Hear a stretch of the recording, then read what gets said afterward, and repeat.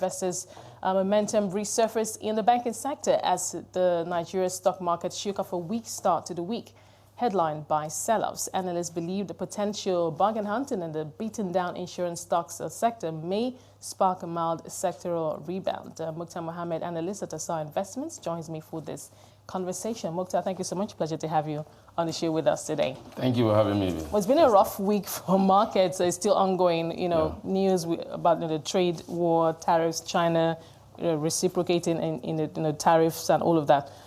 But we're seeing some green shoots, some silver lining in the market. Talk to us about what you're seeing. Well, there's always a silver lining in the market. There are opportunities for people when you have this crisis come into play.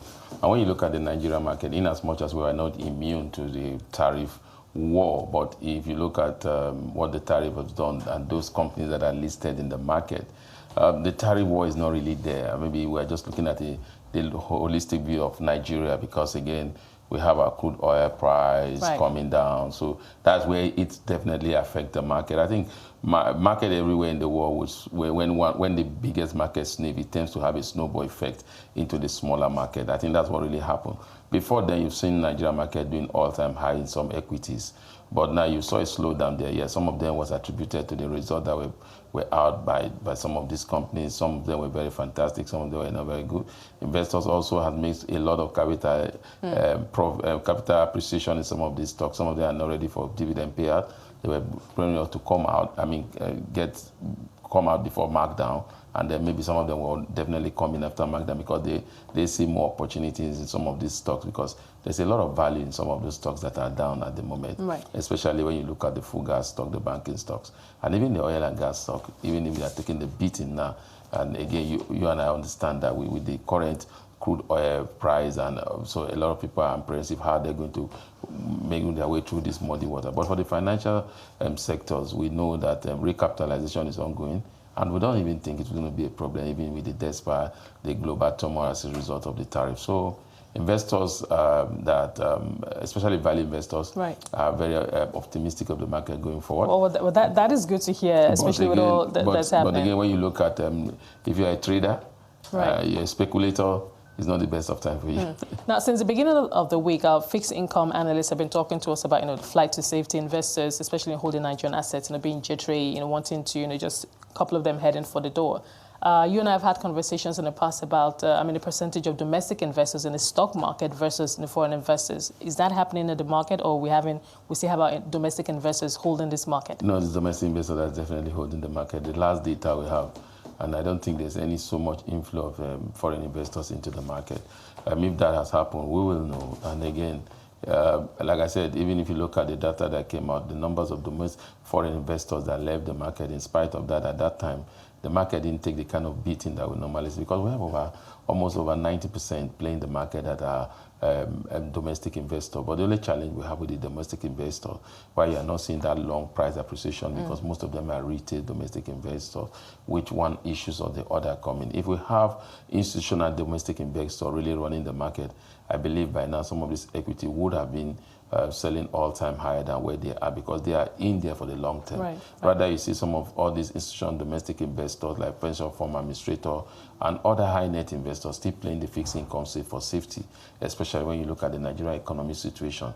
Yeah, it seems like it's stable, but there are other contentious issues that are still there. FX reserve, exchange rate, all those are still there. And so most of these institutional investors and high net investors are now still very, very confident to come into the market, especially the equity market, because they feel one issue could just drive the market down. Right.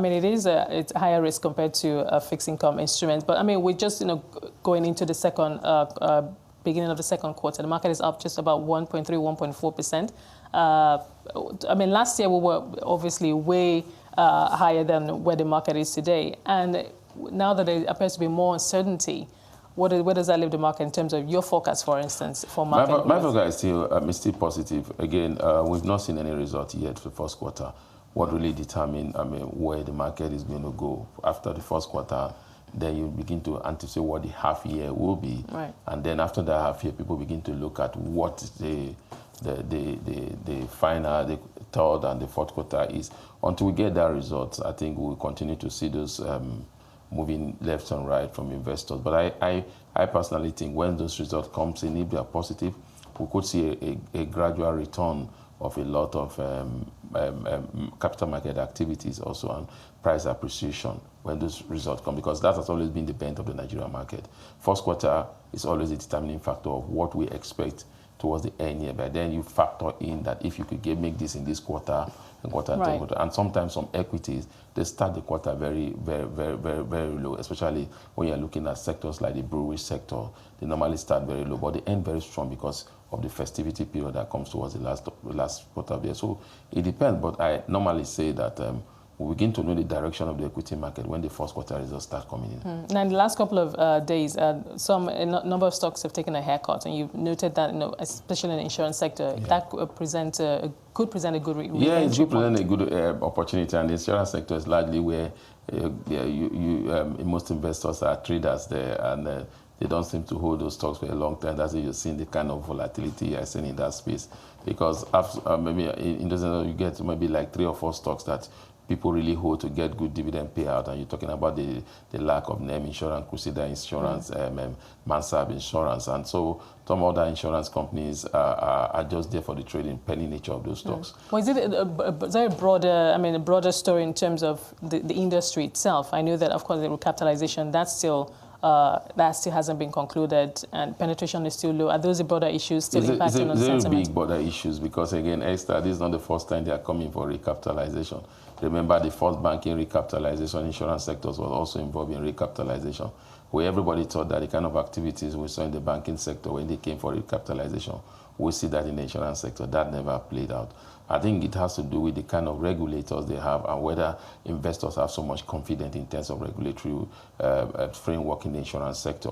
Because again, ordinarily, you should see a lot of activities in the insurance sector. You should see a lot of investors driving towards the insurance sector, especially when the government said it is mandatory for every Nigerian that owns a car to have a third-party insurance. But you should have seen a lot of activities. That news alone is to drive a lot of investors into the insurance sector. But because of I think they've not really clothed themselves in glory, even after each capitalization. And sometime after the recapitalization, there seems to be one issue or the other. And one of those companies that you think, oh, it's going to do very, very well, before you know it, they are all struggling. So I think that's the major issue. I think investors are not so confident in terms of the regulatory framework in the insurance sector compared to the banking sector. Muktar, we're going to have to leave it there, but thank you so much for sharing that insight with us. Appreciate your time on the show with us today. Muktar Mohammed, analyst at Assar Investments.